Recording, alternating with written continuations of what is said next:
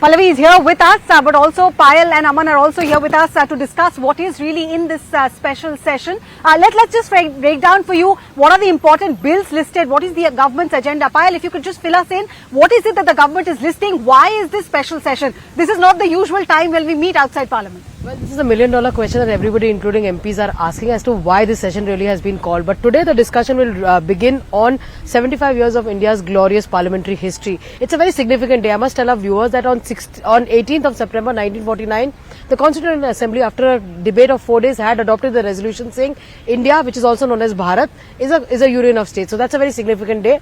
Of course, there are a number of bills that have been listed, given the fact that you have the repealing bill, you have several other bills, which are actually of no major consequence, but the million-dollar question remains, why has the government called for a special session? But the government has said that they will be putting out a supplementary list of business. That's the thing to watch out for, because today is going to be the discussion on this 75 years of parliamentary history. Tomorrow the whole day will be moving from the old house to the new house, and then after that we'll have to see what the government comes up with. Right, so that's what we are waiting out for. But Pallavi, And the big story, of course, is going to be that whether it's going to be called India or Bharat, and much water has flown under that. A lot of politics really has been done over it.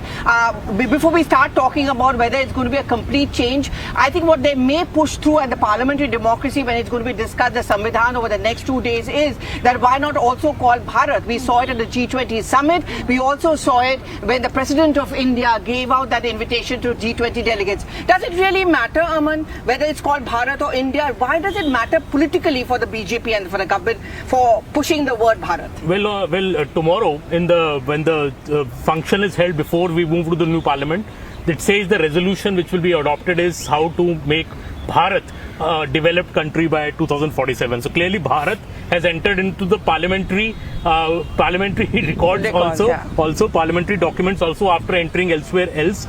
So we don't really know, as Payal was saying, it's a million-dollar question and the suspense is on, and a bit it is unprecedented, Pallavi, that a parliament session is starting and not just the media, even the opposition MPs and maybe even the ruling party MPs don't really know what is on the agenda. We know there are 8 bills. We know we are moving to the... So who knows? The Prime Minister knows. Yeah. Even at all party, this was not revealed. Though the all party met. Well, actually, technically speaking, it doesn't have to be revealed in the all party, but the point is that the opposition parties were saying that why not reveal it over here and, like...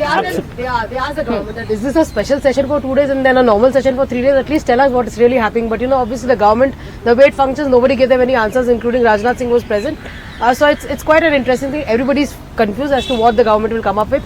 Will they come up with something like a 370? We've all seen that. Pallavi, you, Arunama, we've all been in Parliament. Nobody had a clue that they would bring up a bill like 370. No, even the IPC-CRPC amendment, when Home Minister brought it last session, there was very little notice given. So this time around also it could be Women's Reservation Bill?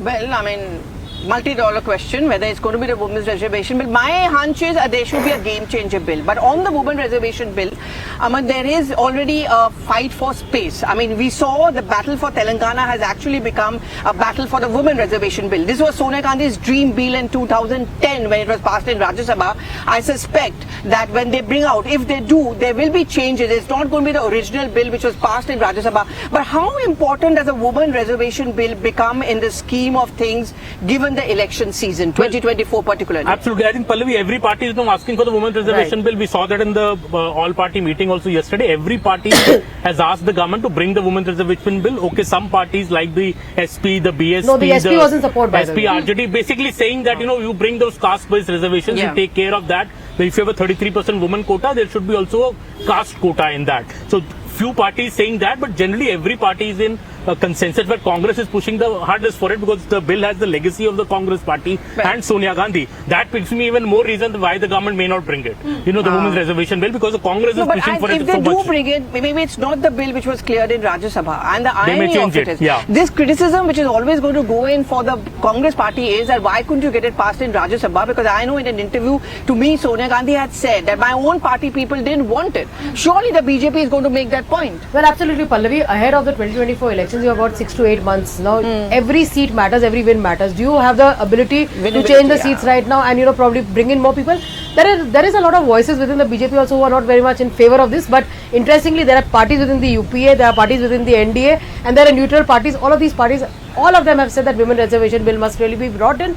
But we know that, the moment you say that something must be done, that's exactly what the government will not do. And Pallavi, I think there were 60 MPs at the yesterday's all-party meeting, only 4 of them for women. So that shows the dichotomy in our parliamentary structure, that women are not adequately But that's true represented. of the Congress party also. I mean, they may tom-tom the women reservation bill, but how many of them are given tickets? And especially after what happened in Uttar Pradesh, ki ladki hu, lad sakti hu, where tickets were given to 40% of them by Priyanka Gandhi Vadra and all of them lost. I don't think the Congress party is going to risk it this time round. Winnability is going to become the criteria. Was that what was expressed also? Yeah, this was an issue, and even though we are saying that women as a vote bank, you mentioned Uttar Pradesh, we've seen in Madhya Pradesh also the Ladli Bahan Yojana, in Rajasthan also the women as a vote bank is something that all parties are realizing. But coming up with that bill, making it a quota Official thing, I don't really know if the parties are ready. But if it is not the women's reservation bill, what other surprises could government have really? We've spoken about one nation, one poll, but former President Kovind's committee is meeting for the only first one time. day after the session ends. So even that is ruled out, isn't it? That is ruled out. I think the they may- government also likes the opposition to be Yeah. riled up and the media to be riled up. Maybe the surprise is that there is no surprise at all. Well, that's quite a surprise though. Maybe it's just a celebration of, all the... I mean, all the BJP my says the sources positive within the response from government tell me country. that there is a lot for the government to talk about. The G20 success, the Chandrayaan success. These are the issues on which, Aman and Pallavi, that nobody can actually debate and nobody can actually, criticize the government. So maybe that is something which they really, really want.